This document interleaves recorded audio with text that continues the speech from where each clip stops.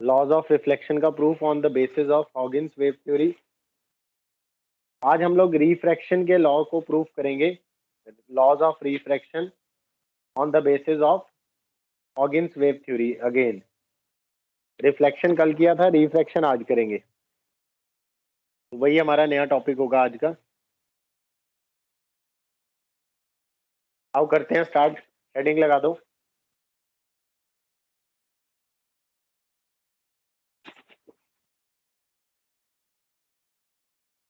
Heading लगा दो, proof of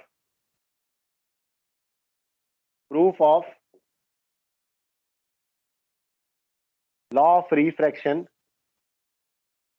proof of law of refraction on the basis of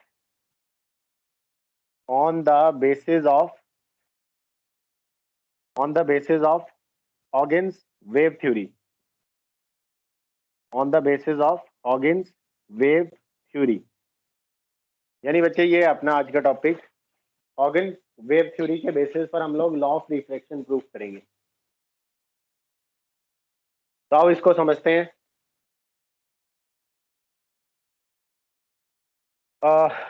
मान लो कि ये अपना जो है ये इंटरफेस है, कोई ये अपना इंटरफेस है जहां से अपनी रिफ्लेक्शन होगी ना बेटा। इस इंटरफेस के नीचे अपना है, मान लो मीडियम 2 है, इस इंटरफेस के नीचे मीडियम 2, इंटरफेस के ऊपर मान लो मीडियम है 1, इंटरफेस के ऊपर मीडियम 1 है, इंटरफेस के नीचे मीडियम 2 है ना बच्चे। मीडियम 1 का रिफ्रैक्टिव इंडेक्स मान लो n1 है और मीडियम 2 का रिफ्रैक्टिव इंडेक्स n2 है। रिफ्रैक्टिव इंडेक्स है ये इनके। और ये सपोज कर लो कि सेकंड मीडियम का रिफ्रैक्टिव इंडेक्स फर्स्ट मीडियम से ज्यादा है, सेकंड मीडियम का रिफ्रैक्टिव इंडेक्स फर्स्ट मीडियम से ज्यादा है। तो ऑब्वियसली सबसे पहले हम लोग बनाएंगे रेज। मान लो बच्चे ये आ रही है इंसिडेंट रेज, आ रही है हमारी, ये आई अपनी इंसिडेंट रेज इस तरह से। तो ये है अपनी इंसिडेंट रेज। अब वेव फ्रंट बनाते हैं। वेव फ्रंट कैसे आएगा? ऐसे आएंगे, प्लेन प्लेन वेव फ्रंट आएंगे। जैसे ये वेव फ्रंट आया, फिर उसके बाद ये वाला वेव फ्रंट आया, फिर इसी तरह अपना एक वेव फ्रंट यहाँ बनेगा। तो मान लो ये ए से लेके बी तक ये अपना इंसिडेंट वेव फ्रंट है ए बी। तो व्हाट इज ए बी? यहाँ लिखेंगे ए बी है बच्चे, यहाँ आएगा भी, डायग्राम बनेगा नीचे। ए बी जो आएगा, ए बी अपना है incident wave front, A B है इंसिडेंट वेव फ्रंट। यही अपना प्राइमरी वेव फ्रंट है ऑब्वियसली, यही हमारा प्राइमरी वेव फ्रंट है। अच्छा बच्चे, इंसिडेंट वेव फ्रंट ये हो गया। एंड नंबर 2 पॉइंट इज, मान लो कि इस मीडियम में स्पीड ऑफ लाइट v1 क्या है? v1 मान लो स्पीड ऑफ लाइट है, v1 है speed of light in medium 1। Medium 1 में लाइट की स्पीड v1 है। और मान लो v2 क्या है? v2 है speed of light in medium 2, speed of light in medium 2, ये अपने पास v2 है। सेकेंड मीडियम में लाइट की स्पीड ये है। तो ए बी अपना इंसिडेंट वेव फ्रंट है। अब ध्यान से सुनना, और ये अपना इंसिडेंट वेव फ्रंट है किस टाइम पे? t इज इक्वल टू 0 पर। A B is the incident wave front at time t is equal to 0। t is equal to 0 पर ये है वेव फ्रंट। अब यहाँ से रिफ्रैक्शन होगी। वैसे तो हमें पता है रिफ्रैक्शन होने के बाद रेज ऐसे जाती हैं। अब बच्चे सपोज करो कि पॉइंट बी से वेव फ्रंट्स निकल रहे हैं, पॉइंट बी से वेव फ्रंट्स निकल रहे, वेवलेट्स निकल रहे हैं। क्योंकि हमने पढ़ा था every point on the primary wave front act as a source of light for secondary wavelet. तो अब ये सेकेंडरी वेवलेट्स एमिट करेगा, जैसे हमने कल किया था।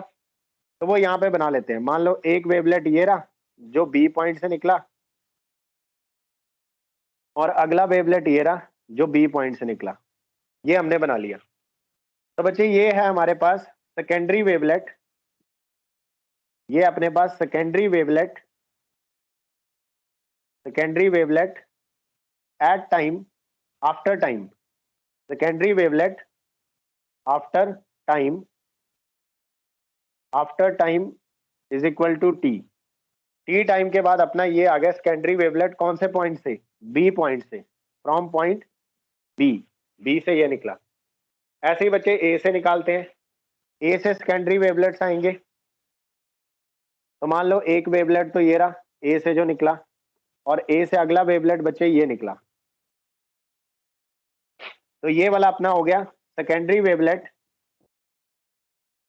ये वाला हो गया secondary wavelet after time T, secondary wavelet after T time के बाद। जैसे यहां से जो निकला टी टाइम के बाद ये वेवलेट है, ए से जो निकला वो टी टाइम के बाद ये वाला वेवलेट है। तो secondary wavelet after time T from A. तो मान लो ये कहीं यहाँ पहुंच गया बच्चे, सपोज करो कि ये कहीं यहाँ पहुंच गया, ये एक पॉइंट है, मान लो this point is C and this point is D. यहां तक समझ आ गया सबको? वही सेम कहानी जो हमने कल की थी। यहां तक क्लियर है बच्चे सबको? यस और नो? Yes sir. ओके, अब जो है बहुत इंपॉर्टेंट बात बताने लगा हूं बेटा। ये जो वेवलेट्स हैं, ये जो वेवलेट्स हैं सेकेंडरी वेवलेट्स, अब जहां आप लिख रहे हो A B incident wave front, तो आप लिखोगे यहाँ पे जो थ्योरेटिकल पार्ट है, ये सारी चीजें तो डायग्राम के अंदर ही लिख रहे हैं हम लोग, ये सारी चीजें तो डायग्राम के अंदर ही लिख रहे हैं। ये ए बी वाली जो हिस्सा है ये हम अलग से लिख रहे हैं, ये थ्योरेटिकल है। अब बच्चे यहां से देखते हैं सेकेंडरी वेवलेट्स, ये आप लिखोगे secondary wavelets, secondary wavelets from B, secondary wavelets of B from B are traveling in यानी propagating basically, secondary wavelet from B are traveling in medium 1। वो तो मीडियम 1 में ट्रेवल कर रहे हैं, क्योंकि यहाँ देखो ना ये वेवलेट कौन से मीडियम में है, यहाँ से B से जो निकलेंगे वो वेवलेट्स मीडियम 1 में होंगे, लेकिन A से जो वेवलेट्स निकलेंगे वो मीडियम 2 में होंगे। अब जो वेवलेट बच्चे मीडियम 1 में है उसकी स्पीड है v1, क्योंकि लाइट की स्पीड वहां v1 है। तो secondary wavelets from V are traveling in medium 1 with the speed v1, with the speed v1। तो therefore हम लोग कह सकते हैं बच्चे B से लेके C तक, B से लेके C तक का जो डिस्टेंस है, B से लेके C तक का जो डिस्टेंस है that is speed into time.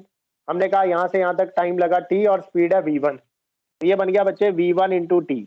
BC जो है that is v1 into T. अब आते हैं A पे। A से जो सेकेंडरी वेवलेट्स निकल रहे हैं वो मीडियम 2 में निकल रहे हैं। तो बच्चे secondary wavelets, secondary wavelets from B, from A, sorry, from A are traveling in medium 2, are traveling in medium 2 with the speed, with the speed v2। वो v2 स्पीड से ट्रैवल कर रहे हैं क्योंकि मीडियम 2 में लाइट की speed v2 है। तो A से लेके C तक का जो ये डिस्टेंस है, A से लेके C तक का ये जो डिस्टेंस है, सॉरी A टू D वाले का, ये जो डिस्टेंस है स्पीड इनटू टाइम, मतलब यहां से ऐसे, ये जो A से लेके D तक का डिस्टेंस है ये कितना हो जाएगा, ये हो जाएगा स्पीड इनटू टाइम। स्पीड इस बार v2 है और टाइम अभी भी t है, क्योंकि ये भी t टाइम के बाद का वेवलेट है।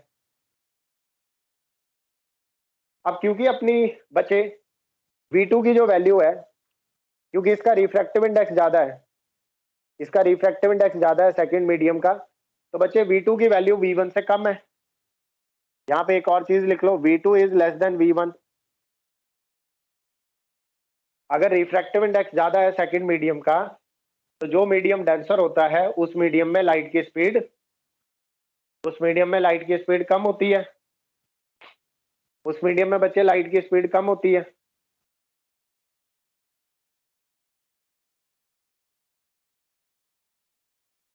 तो हमारा जो अब की बार वेव फ्रंट बनेगा, एक मिनट रुकना, यहां तक कर लो आप, बना लो तब तक, 2 मिनट वेट, 2 मिनट रुक जाना, तब तक आप बच्चे ये लिख लो जो मैंने लिखा है।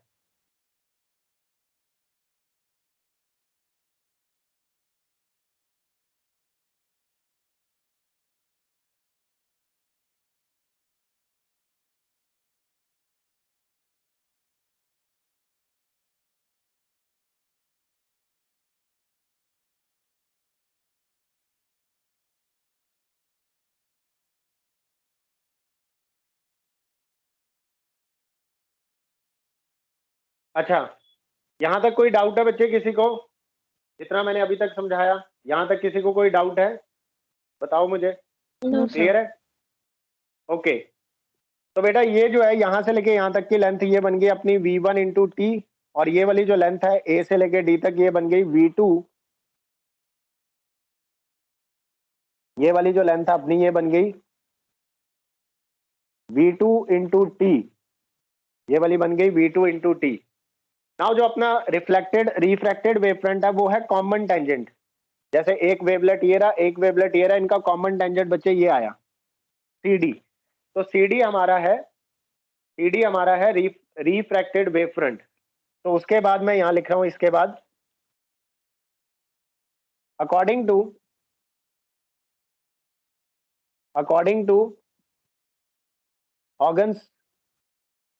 टू हॉगन्स प्रिंसिपल, जो नया वेव फ्रंट बनेगा, new secondary wave front after time t is CD। तो बेटा यही जो हमारा CD है, यही हमारा रिफ्रैक्टेड वेव फ्रंट भी है, क्योंकि यही तो है t टाइम के बाद CD। यानी कि वेव फ्रंट आया ऐसे और यहां से रिफ्रैक्ट हो गया कुछ एंगल से, और फिर अगला वेव फ्रंट ऐसे आया। तो बच्चे यहां से अगर मैं 90 डिग्री बनाऊं तो ये अपनी इसके परपेंडिकुलर, तो ये अपनी हो गई रिफ्लेक्टेड रे, और दूसरी वाली रिफ्रैक्टेड रे ये हो गई। तो ये अपनी रे जा रही है, और यही वेव फ्रंट CD आगे से आगे ऐसे कंटिन्यू करेगा। ये उससे थोड़े टाइम के बाद ये वेव फ्रंट आगे चला गया लाइक दिस। मतलब ये आई अपनी इंसिडेंट रे ऐसे रिफ्रैक्ट होगी, या इंसिडेंट रे ये ऐसे रिफ्रैक्ट होगी। ये अपना इंसिडेंट वेव फ्रंट है AB, और CD अपना रिफ्रैक्टेड वेव फ्रंट है, और थोड़े टाइम के बाद ये आगे मूव करेगा ऐसे फर्दर। तो डायग्राम क्लियर है ना सबको? इसमें कोई डाउट है? Yes anyone student, any doubt please ask. No, sir. Okay, तो जब आपका बन जाए तो मुझे बता देना, फिर मैं आगे बढ़ा दूंगा।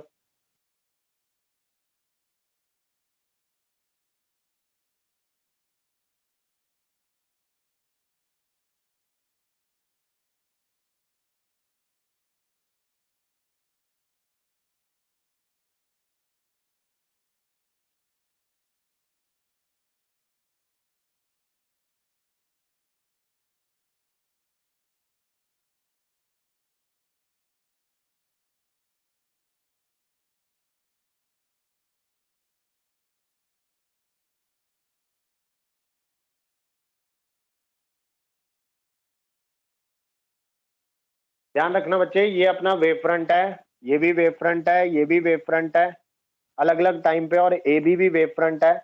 CD हमारा रिफ्रैक्टेड वेव फ्रंट है, ये भी वेव फ्रंट है, अलग अलग टाइम पे अपने वेव फ्रंट सारे हैं ये। जब बन जाए मुझे बता देना।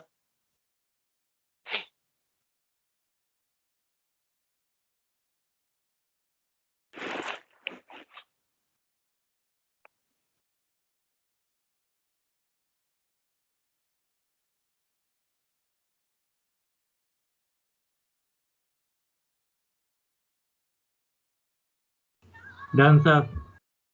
ओके, शाबाश।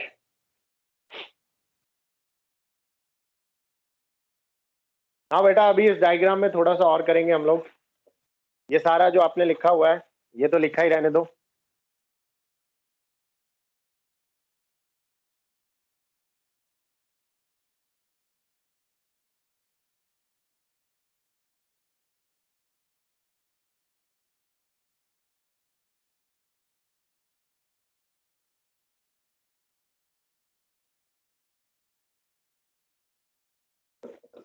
अब यहां पर बच्चे पॉइंट A पर बनाऊंगा मैं नॉर्मल।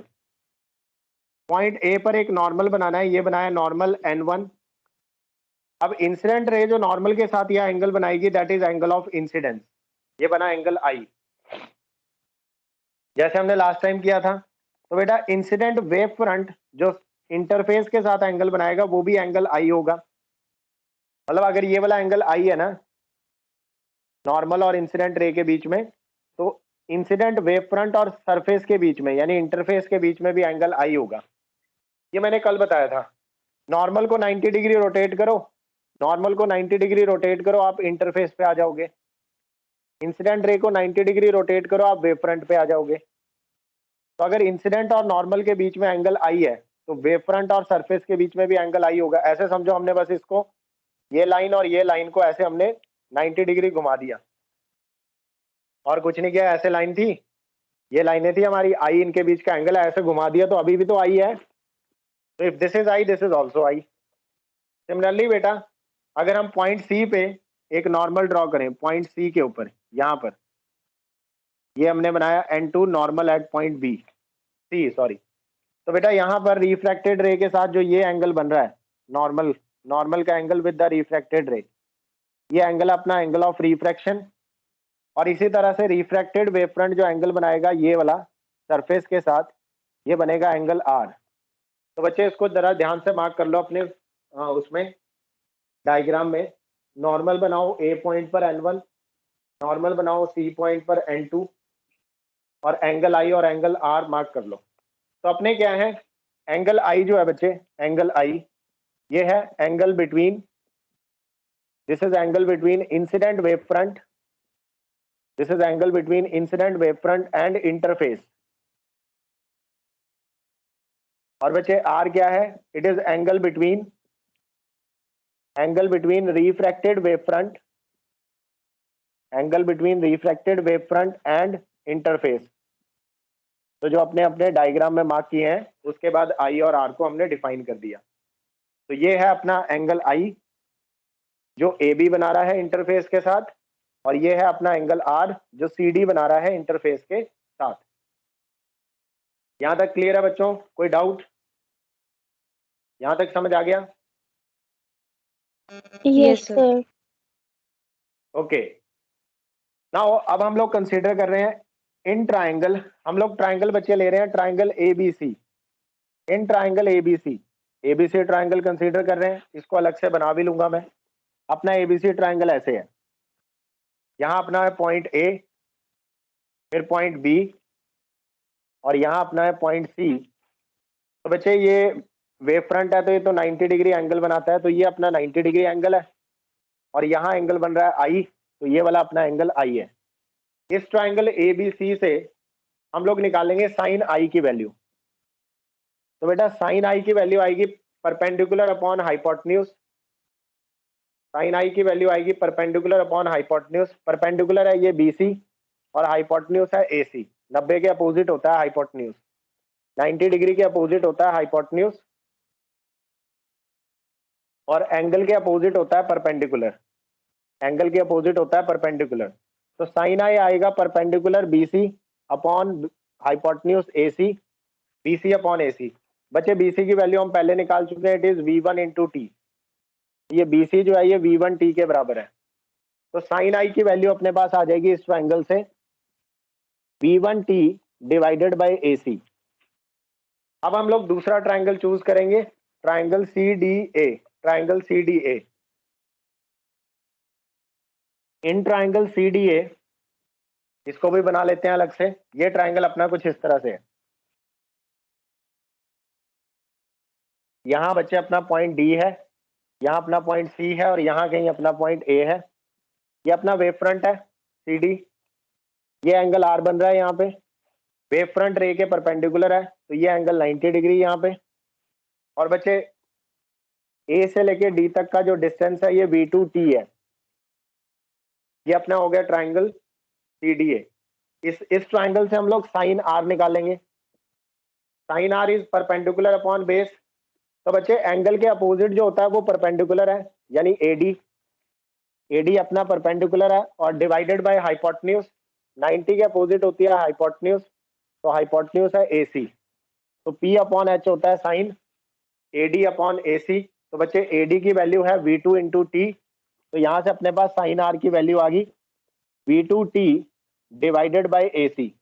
इसको बोल दो इक्वेशन नंबर 1, और बच्चे इसको बोल दो इक्वेशन नंबर 2। हाँ जी स्टूडेंट्स, यहाँ तक क्लियर है सबको? Yes no?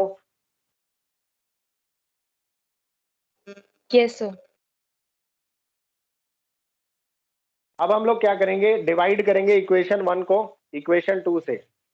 तो डिवाइडिंग, इसके बाद यहाँ आ जाना, डिवाइडिंग 1/2, तो लेफ्ट साइड को लेफ्ट साइड से डिवाइड करेंगे।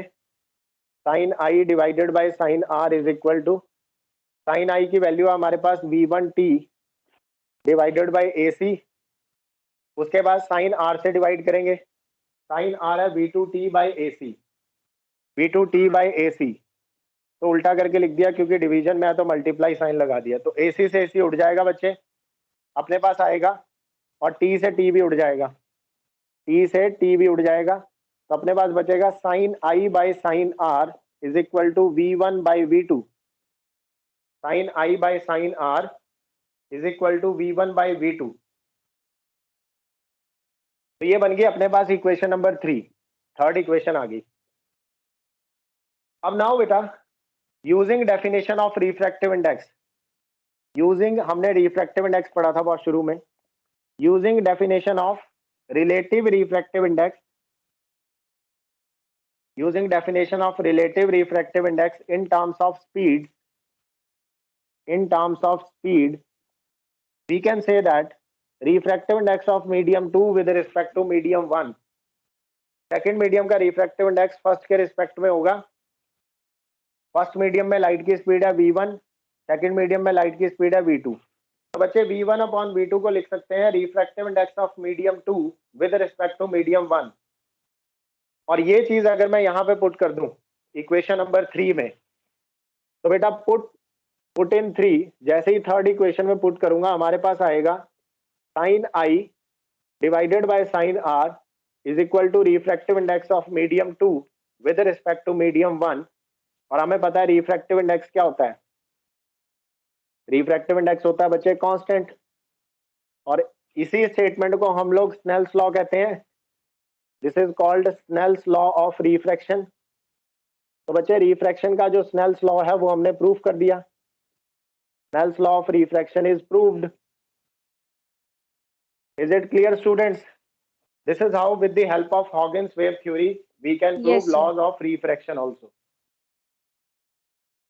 तो ऐसे हमने रिफ्रैक्शन लॉ प्रूफ कर दिया। उतार लो बच्चे इसको। तो ये था हॉगिन्स थ्योरी के बेसिस पर हमने दोनों डेरिवेशंस कर ली। लॉ ऑफ रिफ्लेक्शन को हमने कल प्रूफ किया था, आज हमने लॉ ऑफ रिफ्रैक्शन प्रूफ किया। कर लो इसको, नोट डाउन कर लो। तो इसके साथ आपका पार्ट 1 खत्म हो जाता है वेव ऑप्टिक्स का, और अब हमारा स्टार्ट होगा पार्ट 2 वेव ऑप्टिक्स का। हॉगिन्स वाली कहानी खत्म, हॉगिन्स प्रिंसिपल, हॉगिन्स वेव थ्योरी, और उसके बेसिस पर लॉ ऑफ रिफ्लेक्शन और रिफ्रैक्शन हमने प्रूफ किए। ये चीज अपना खत्म हो गया अब।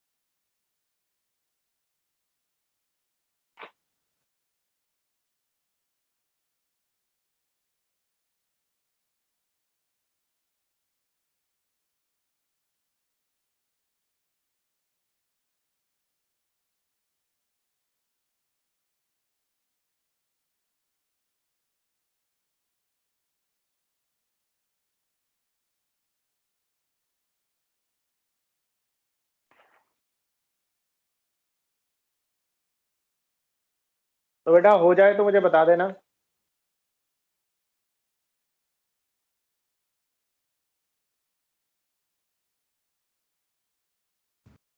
डन। ओके, शाबाश। तो ये था अपने पास हॉगिन्स की सारी कहानी। अब अपना पार्ट 2 स्टार्ट हो जाएगा। आज हम थोड़ा सा इंट्रोडक्शन कर लेंगे।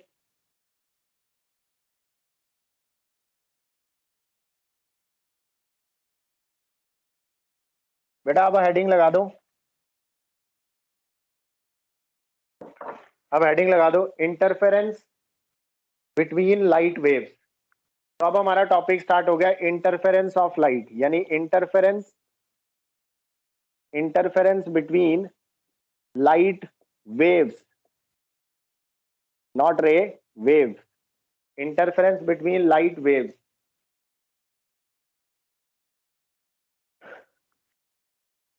या फिर आप इसकी दूसरी हेडिंग लगा सकते हो बच्चे, प्रिंसिपल ऑफ सुपरपोजिशन। दूसरी हेडिंग लगा सकते हो, principle of superposition of light waves, principle of superposition of light waves, ऐसे भी कह सकते हो। क्या ये हेडिंग दोनों ही ठीक है, दोनों लगा दो।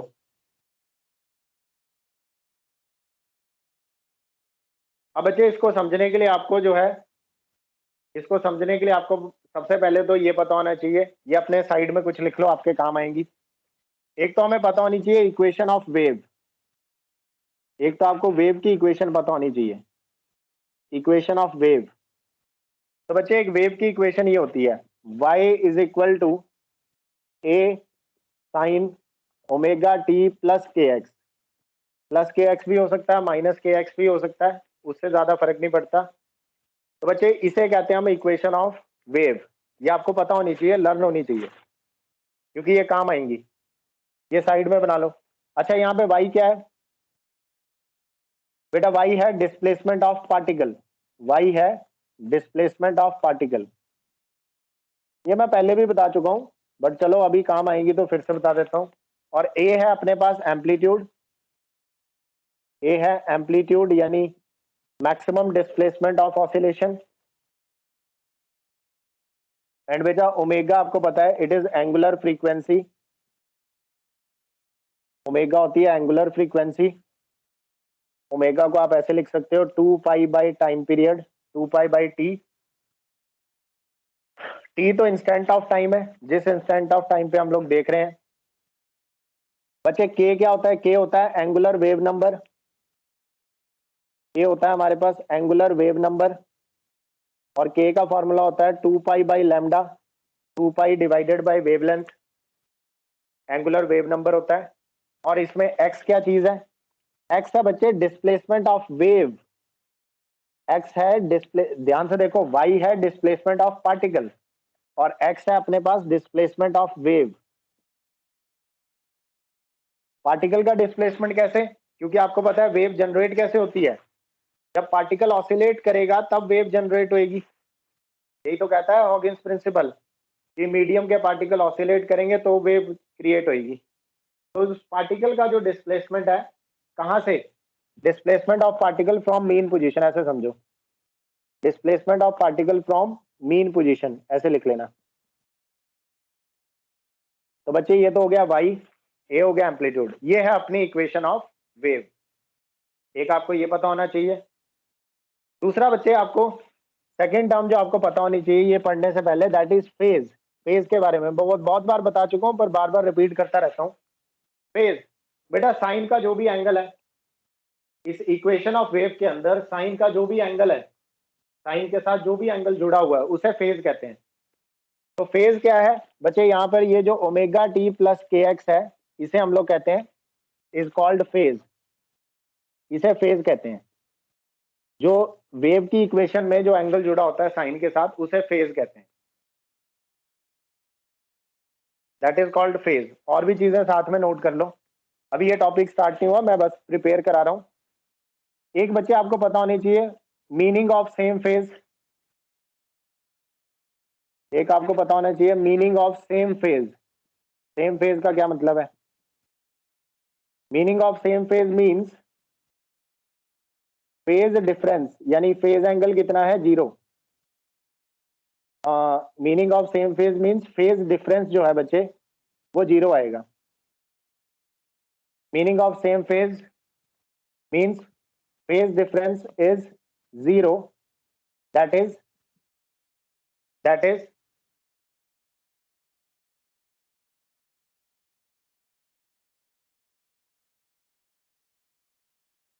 2 waves.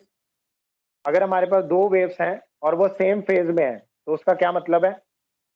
2 waves achieve their two waves achieve their maximum and minimum value. Two waves achieve their maximum and minimum value at same time. मतलब बच्चे दोनों वेव्स अपनी मैक्सिमम और मिनिमम वैल्यू सेम टाइम पे यानी साइमल्टेनियसली अचीव करेंगी। ये मतलब होता है सेम फेज का। अगर फेज डिफरेंस 0 आ रहा है, अच्छा इसका डायग्राम भी बना लेना। ये सब आपका जो है आप मतलब ऐसे समझ सकते हो, नोट कर रहे हो आप, ये चीजें जो काम आएंगी या रिवीजन कर रहे हो, अलग अलग चीजें आपके काम आएंगी। इसका डायग्राम भी बना लो। मान लो बच्चे जैसे अपने पास ये वाली वेव है, इस एक्सिस पे यूजुअली हमारा टाइम चल रहा होता है बच्चे, इस एक्सिस पे टाइम चल रहा होता है और यहाँ अपना चल रहा होता है डिस्प्लेसमेंट ऑफ पार्टिकल। तो अपनी वेव ऐसे ऐसे होती है। मान लो एक वेव ऐसे है। अब बच्चे इसके साथ एक और दूसरी वेव है, एक और दूसरी वेव है हमने ली हुई, ये उसका डिस्प्लेसमेंट हो गया टाइम। तो बच्चे जिस टाइम पे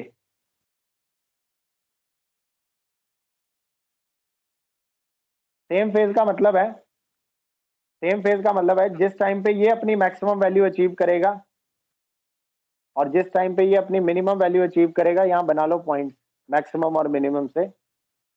तो बेटा जिस टाइम पे ये अपनी मैक्सिमम अचीव करेगा उतने ही टाइम पे दूसरा भी अपना मैक्सिमम अचीव करेगा। देखो इसने मैक्सिमम इस टाइम पे अचीव किया यहाँ पे, और इसने भी इसी टाइम पर अपना मैक्सिमम अचीव किया। इसका मतलब होता है दोनों वेव्स सेम फेज में है। इसका मतलब है दोनों वेव्स सेम फेज में है। आई होप आप समझ रहे हो मैं क्या समझा रहा हूँ। आ रहा है बच्चे समझ? Yes, ऐसे ही sir. बच्चे ये ऐसे ही ये जिस टाइम पर इसने मिनिमम अचीव किया उसी टाइम पर ऊपर वाली वेव ने भी मिनिमम अचीव किया। ये अपनी वेव 1 है और ये जो दूसरी है दिस इज वेव नंबर 2। तो ये दोनों वेव सेम फेज में है बिकॉज ये अपनी मैक्सिमम और मिनिमम वैल्यू सेम टाइम पे अचीव करती हैं, यानी ये वेव साइमल्टेनियसली चलती हैं। ये मतलब होता है ये वेव साइमल्टेनियसली चलती हैं। हाँ पर बच्चे ये देखो एम्पलीट्यूड अलग अलग है दोनों का, एम्पलीट्यूड अलग अलग हो सकता है, ऐसा नहीं है कि इक्वल वेव है। देखो इसकी हाइट थोड़ी कम है और इसकी हाइट मैंने ज्यादा बनाई है, तो इसकी हाइट ज्यादा है। एम्पलीट्यूड कम ज्यादा हो सकता है वेव्स का, वो अलग मैटर है। पर बच्चे वेव सेम टाइम पर मैक्सिमम अचीव करेंगी, सेम टाइम पर मिनिमम अचीव करेंगी, सेम टाइम पर मैक्सिमम अचीव करेंगी। इसका मतलब होता है कि हमारी दोनों वेव्स सेम फेज में है, यानी उनके बीच का फेज डिफरेंस 0 है। यानी बच्चे अगर मैं इस वेव का फेज देखूं, इस वेव का फेज है omega T plus K x, तो इसका भी फेज होगा omega T plus K x. दोनों वेव्स के फेज इक्वल है, इसलिए दोनों सेम टाइम पे। एम्पलीट्यूड अलग अलग हो सकते हैं। जैसे बच्चे वेव 1 की इक्वेशन लिखता हूं, वेव 1 की इक्वेशन लिखते हैं। तो वेव 1 का डिस्प्लेसमेंट मान लिया y1 और बच्चे एम्पलीट्यूड है उसका a1, बाकी है sign omega T plus K x, sign omega T plus K X. ये अपनी वेव 1 की इक्वेशन होगी। अच्छा बच्चे ओमेगा 2 की इक्वेशन लिखता हूं, सेकेंड वेव की इक्वेशन, वेव 2 की इक्वेशन, वेव 2 की इक्वेशन लिखता हूं y2 is equal to a2 sine omega T plus K X. ये हमारी सेकेंड वाली वेव की इक्वेशन है। अगर हम बच्चे फर्स्ट और सेकेंड वेव का, फर्स्ट वाले वेव का फेज देखते हैं, फेज ऑफ वेव 1, पहले वाली वेव का फेज देखते हैं मैथमेटिकली। तो बेटा साइन के साथ जो एंगल है वो है phase omega T plus K x. फिर हम लोग देखेंगे सेकेंड वेव का फेज, फेज ऑफ वेव 2। जब हम सेकेंड वेव का फेज देखेंगे वो आएगा ओमेगा, वो भी है omega T plus K x. क्यों? क्योंकि दोनों के साइन के साथ वाला एंगल सेम है। तो बच्चे इन दोनों के फेज के बीच का जो डिफरेंस होता है, इन दोनों के फेज के बीच का जो डिफरेंस होता है, phase difference, that is this minus this. तो बच्चे ये आएगा omega T plus K x first wave का फेज माइनस सेकेंड वेव का phase omega T plus K x, minus करके आंसर आएगा 0। तो ये मतलब है मैथमेटिकली, आप समझ लो ये मैथमेटिकली है, इन दोनों वेव्स के बीच का फेज डिफरेंस 0 है। और फिजिकली इसका क्या मतलब है? फिजिकली ये मतलब है कि दोनों वेव्स सेम टाइम पर अपनी मैक्सिमम वैल्यू अचीव करेंगी, सेम टाइम पर अपनी मिनिमम वैल्यू अचीव करेंगी। एम्पलीट्यूड इनके अलग हो सकते हैं, किसी का कम हो सकता है, किसी का ज्यादा हो सकता है, that is different thing. Is it clear बच्चों? यहां तक क्लियर है? यस और नो? Yes, sir. तो बेटा ये अपना नोट कर लो, it is not this topic, ये अभी हमने स्टार्ट ही नहीं किया है, बट हमें ये चीज क्लियर होनी चाहिए। अगर बच्चे ये दोनों सेम फेज में नहीं है, मान लो इनके बीच का ये फेज डिफरेंस 0 नहीं है, इसका मतलब क्या है? इसका मतलब है कि इस टाइम पर ये अपनी मैक्सिमम वैल्यू पे होगा, वो अपनी मैक्सिमम वैल्यू पे नहीं होगा, वो आगे पीछे होगा थोड़ा, मतलब थोड़ा डिफरेंस रह रहा है दोनों वेव्स में। मतलब आप ऐसे समझो, ऐसे ऐसे अगर दोनों वेव एक साथ चल रही हैं लाइक दिस, एक साथ चल रही हैं, तो मतलब वो सेम फेज में है। एक वेव आगे चल रही है, एक वेव पीछे चल रही है, समझ नहीं आ रहा? क्लियर हो रही है मेरी बात? ऐसे ऐसे एक वेव आगे चल रही है और दूसरी पीछे पीछे, मतलब दोनों सेम टाइम पे सेम वैल्यू अचीव नहीं कर रहे, मैक्सिमम या मिनिमम। तो in that case we can say that waves are not in same phase. अब वेव्स हमारी सेम फेज में नहीं है। हो सकता है बेटा किसी पर्टिकुलर टाइम पे आपने देखा कि ये वाली वेव तो नीचे को आ रही है, और उसी पर्टिकुलर टाइम पे ये जो दूसरी वेव है ये ऊपर को जा रही है। अब देखो, ये नीचे ऐसे ऐसे घूमते घूमते ऐसे ये नीचे को जा रही है, ये घूमते घूमते ऐसे यहाँ ऊपर को आ रही है।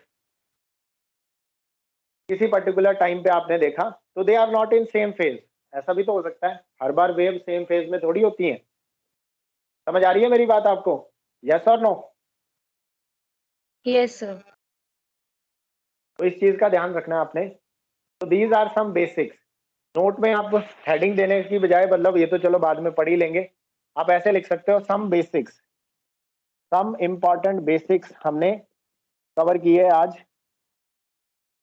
सम इंपॉर्टेंट बेसिक्स, ये आप हेडिंग दे सकते हो कि आपको पता होने चाहिए वेव की इक्वेशन क्या होती है, वेव की इक्वेशन में फेज क्या चीज है, और दो वेव्स सेम फेज में है उसका क्या मतलब है, और अगर दो वेव्स सेम फेज में नहीं है तो उसका क्या मतलब है, और मैथमेटिकली आप कैसे रिप्रेजेंट करोगे।